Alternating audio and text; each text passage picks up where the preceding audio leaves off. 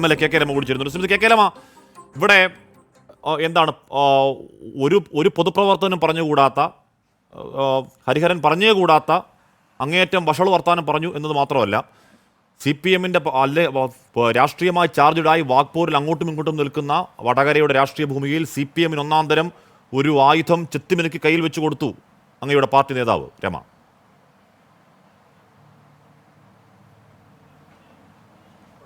അല്ല ഹാഷ്മി, അത് തീർച്ചയായിട്ടും വളരെ ദൗർഭാഗ്യകരമായ ഒരു സംഭവമാണ്, അതിലൊരു തർക്കവുമില്ല. ഞങ്ങൾ ഇന്നലെ തന്നെ അത് തള്ളിപ്പറഞ്ഞതാണ്.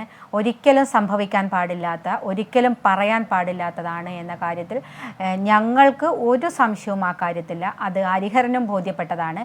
അതുകൊണ്ടാണ് അദ്ദേഹം വളരെ വ്യക്തമായിട്ട്, വളരെ കൃത്യമായിട്ട് എനിക്ക് സംഭവിച്ചത് എന്താണെന്നും ഏതൊരു വ്യക്തിയുടെയും ഉള്ളിലുള്ള ചില ബോധങ്ങൾ ചിലപ്പോൾ അറിയാതെ പുറത്തു വരികയും അതൊരു നവീകരണത്തിന് വിധേയമാകണം. എല്ലാ വ്യക്തികളും ഇത്തരത്തിലുള്ള കാര്യം, നമ്മുടെ ജീവിക്കുന്ന ഒരു സമൂഹത്തിൻ്റെ ചില പ്രശ്നങ്ങൾ എല്ലാവരുടെയും മനസ്സിലുണ്ടാകും. അത് തിരുത്തി കൊണ്ടുവരികയാണ് ചെയ്യേണ്ടതെന്നും ആ തിരുത്തലിന് ഞാനും വിധേയമാണ്. ഏറ്റവും ഉണ്ടാവാൻ പാടില്ലാത്തതാണ് എൻ്റെ ഭാഗത്തു നിന്നുണ്ടായത്. അതുകൊണ്ട് ആ പറഞ്ഞ വ്യക്തികളെ, പേരുപയോഗിച്ച ആ വ്യക്തികളോട് പരസ്യമായിട്ട് മാപ്പ് പറയുകയും കേരള പൊതുസമൂഹത്തിനോട് മാപ്പ് പറയുകയും ചെയ്തു. ഞാൻ അത്തരത്തിൽ ഒരു പരാമർശം ഉണ്ടാവാൻ പാടില്ലാത്തതാണ് എന്ന് വളരെ കൃത്യമായി പറയുകയും ചെയ്തു.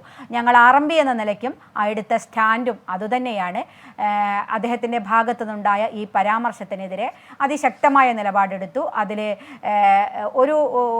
അത് പൂർണ്ണമായിട്ടും തള്ളിക്കളയുകയും ഒരിക്കലും അത്തരത്തിൽ സംഭവിക്കാൻ പാടില്ല ഒരു വ്യക്തിയുടെയും ഭാഗത്തു നിന്നില്ല. അതുകൊണ്ട് അതിനെ ന്യായീകരിക്കാനോ അതിന്റെ മേൽ ന്യായീകരിക്കുന്നില്ല എന്ന് പറയുമ്പോൾ തന്നെ ഹരിഹരൻ ദീർഘനാൾ പത്രപ്രവർത്തനം നടത്തിയ ആളാണ്. ദൈക്ഷണികം എന്ന് പത്രപ്രവർത്തനം എന്ന് പറയുമ്പോൾ തന്നെ ഞാൻ മനസ്സിലാക്കുന്ന ദേശാഭിമാനി വാരികയിൽ പ്രവർത്തിച്ച ആളാണ്.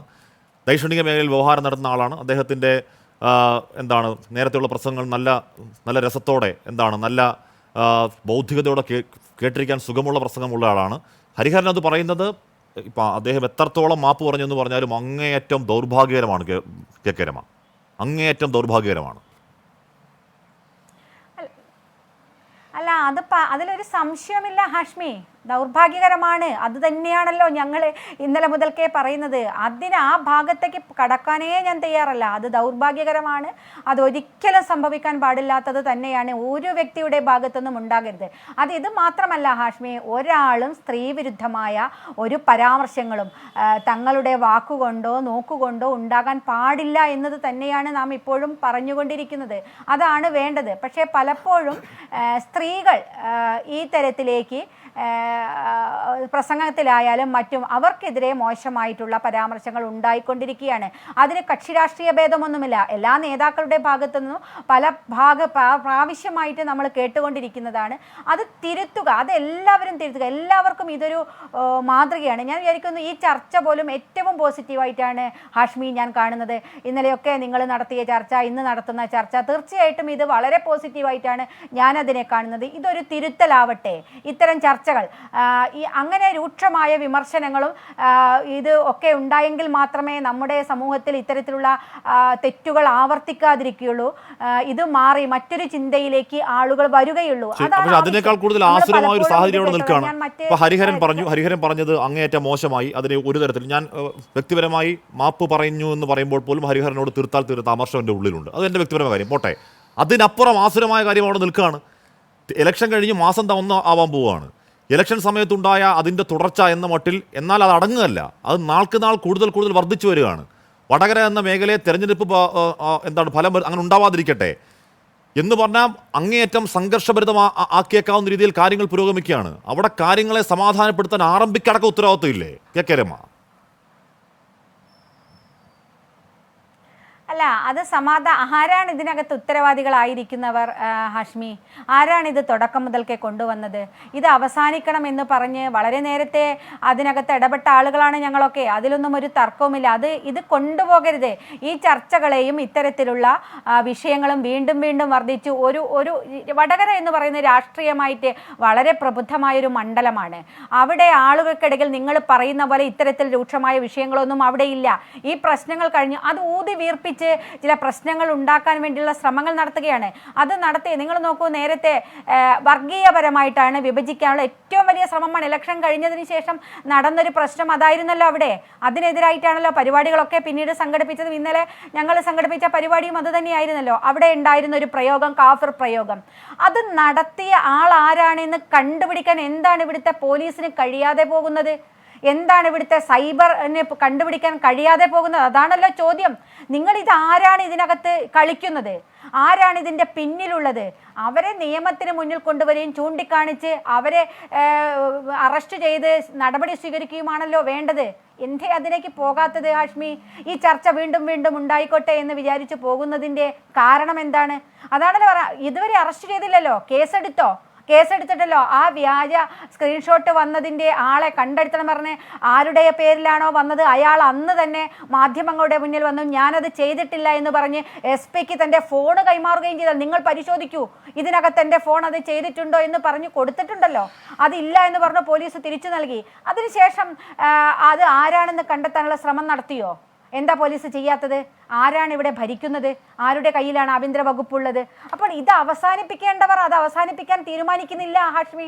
അതുകൊണ്ടാണ് ഇന്നലെ ഹരിഹരന്റെ വീടിന് നേരെ കായികമായ അക്രമത്തിലേക്ക് അത് പോകുന്നുണ്ട് എന്നുള്ളത് നമ്മൾ മനസ്സിലാക്കണം. എന്തിനാ ഇന്നലെ ഹരിഹരന്റെ വീടിന് നേരെ സ്ഫോടക വസ്തു എറിഞ്ഞത്?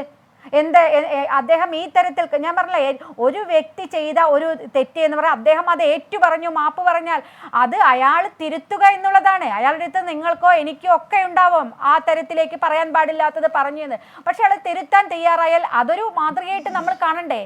അതല്ലേ നമ്മൾ പഠിച്ചത്. അത് ആരായാലും ഒരു തെറ്റ് ചെയ്ത്, ഇപ്പം ഹാഷ്മിയുടെ ഭാഗത്ത് വന്നാൽ എൻ്റെ ഭാഗത്തു നിന്ന് ഒരു തെറ്റ് വന്നു കഴിഞ്ഞാൽ ആ തെറ്റ് എനിക്ക് മനസ്സിലാക്കി ഞാനത് തിരുത്തുകയാണ്. ഇപ്പം സംഭവിച്ച പാളിക ഇനി ഉണ്ടാവില്ല എന്ന് പറഞ്ഞ് അത് തിരുത്തി മുന്നോട്ട് പോകുമ്പോൾ അതിനൊപ്പമല്ലേ നാം നിൽക്കേണ്ടത്? അങ്ങനെയല്ലേ ഹാഷ്മി നാം പഠിച്ചത്? ഞങ്ങൾ അങ്ങനെയല്ലേ പഠിച്ചത്? ഇനി അങ്ങനെ ചെയ്ത ആളുകളെ ഏറ്റവും മോശമായി ക്രൂശിച്ച് അയാളെ ഇല്ലാതാക്കുക എന്നതാണോ? അയാൾ വീണ്ടും അതേ തെറ്റ് ആവർത്തിച്ചിട്ടുണ്ടെങ്കിൽ നിങ്ങൾക്കത് പറയാം. അത് തന്നെ വീണ്ടും വീണ്ടും ആവർത്തിക്കുകയാണെങ്കിൽ നമുക്കത് പറയാം. ഒരു പ്രാവശ്യം ഒരു തെറ്റ് വന്ന് അത് ഏറ്റുപറഞ്ഞാൽ അത് പരസ്യമായിട്ടാണ് ഏറ്റുപറയുന്നത്. ആ പറഞ്ഞ വ്യക്തികളോടുൾപ്പെടെ ആ പേരെടുത്ത് പറഞ്ഞുകൊണ്ട് ഞാൻ മാപ്പ് ചോദിക്കുന്നു എന്ന് പറഞ്ഞു. അങ്ങനെ മാപ്പ് ചോദിക്കുന്നു എന്ന് പറഞ്ഞു കിടത്ത് ആ പ്രശ്നം തീരേണ്ടതല്ലേ? എന്തിനാണ് അയാളുടെ വീടിന് നേരെ ആക്രമിക്കാൻ വേണ്ടി പോയത്? ഒരു സ്ഫോടക വസ്തു എറിഞ്ഞ് കലാപം ഉണ്ടാക്കുന്നിടത്തിലേക്ക് എന്തിനാണ് ഒരു പാർട്ടി പോകുന്നത്? എന്തിനാണ് ഇത് ഇവിടം കൊണ്ട് അവസാനിക്കുന്നില്ല എന്ന് പറയുന്നത്? പിന്നെ അതിനുള്ള കാര്യം നിയമപരമായി നേരിടുക. നിയമപരമായി നേരിടട്ടെ, കേസ് കൊടുക്കട്ടെ. ഞാനും അത് തന്നെയാണ് പറയുക. കേസ് കൊടുത്ത് അത്തരം വ്യക്തികളെ കേസ് കൊടുത്ത് അവരെന്താണോ ചെയ്തത് അത് ചെയ്യാൻ പാടില്ലാത്തതെന്ന് നിയമപരമായ നടപടി സ്വീകരിക്കുക. ഇക്കാര്യത്തിലൊക്കെ ഒരു നീതിബോധം ഉണ്ടാകണ്ടേ നമുക്ക്? മറിച്ച് അതേപോലെ അക്രമങ്ങൾ നടത്തുക. നിങ്ങൾ ഹാഷ്മി ഒന്ന് ആലോചിച്ച് നോക്കൂ. ഒറ്റ മിനിറ്റ് ഹാഷ്മി ഒന്ന് നോക്കൂ. ഈ വിഷയത്തിൽ അദ്ദേഹം ഖേദം പ്രകടിപ്പിച്ചുകൊണ്ട് എഴുത്ത പോസ്റ്റിന് താഴെ വന്ന കമന്റുകൾ ഒരു സ്ത്രീ വിരുദ്ധമായ പരാമർശത്തിനെതിരെ നിൽക്കുന്നു എന്ന് പറയുന്ന ആളുകൾ അതിനകത്ത് വഷളത്തരം, അങ്ങേറ്റം സ്ത്രീ വിരുദ്ധമായ പരാമർശങ്ങൾ അത് എനിക്കെതിരെയും അദ്ദേഹത്തിന്റെ ഭാര്യക്കെതിരെയും ഒക്കെ വരികയാണ്. ഞാനിത് 13-12 വർഷമായി ഹാഷ്മി ഞാനിത് നേരിട്ട് കൊണ്ടേയിരിക്കുകയാണ്. എത്ര വർഷം, എല്ലാ കാലങ്ങളിലും നമ്മളെ ടാർഗറ്റ് ചെയ്യുകയാണ് ഇവര്. എന്താണ് ചെയ്ത തെറ്റ്? ഒരു രാഷ്ട്രീയം പറഞ്ഞു എന്നതിൻ്റെ ഭാഗമായിട്ടാണല്ലോ. ഈ വിഷയത്തെ അതിശക്തമായി എതിർക്കുകയും അത് ചെയ്യാൻ പാടില്ലാത്തതാണ് എന്ന് പറയുകയും ചെയ്തിട്ടും ഇതാണ്. തിരുവനന്തപുരത്ത് ആര്യക്കെതിരെ വരുന്ന വിഷയങ്ങളെ സംബന്ധിച്ച് ഞാൻ കഴിഞ്ഞ ദിവസവും അതിനെ തള്ളിപ്പറഞ്ഞ ഒരാളാണ് ഞാൻ. അങ്ങനെ ആ ഒരു വിഷയത്തിൽ രണ്ടാളുകളുണ്ട്, ഒരു പുരുഷനും സ്ത്രീയുമുണ്ട്. പക്ഷെ അവിടെ സ്ത്രീയെ മാത്രം ആക്രമിക്കുകയാണ്. അവിടെ പുരുഷൻ എവിടെയും നമ്മൾ കാണുന്നില്ല. ഇത് അവസാനിക്കേണ്ട. ശരിയാണ്. അല്ല, ഞാൻ പറഞ്ഞത് ഈ വിഷയത്തിൽ KK രമയുടെ ഉദ്ദേശിച്ച് ഞാൻ ചോദ്യം ചെയ്യുന്നില്ല. കാര്യം അതിന്റെ ഏറ്റവും വലിയ അക്രമം അനുഭവിച്ച ആളെന്നുള്ളതൊക്കെ മാത്രമല്ല, ഈ പറഞ്ഞ KK ശൈലജ ടീച്ചർക്കെതിരെ അക്രമം ഉണ്ടായപ്പോഴും വാർത്താ സമ്മേളനം വിളിച്ച് നിരവാധികം തള്ളിപ്പറഞ്ഞ ആളുമാണല്ലോ. അത് ഞാൻ ഉദ്ദേശിച്ച് ചോദ്യം ചെയ്യും.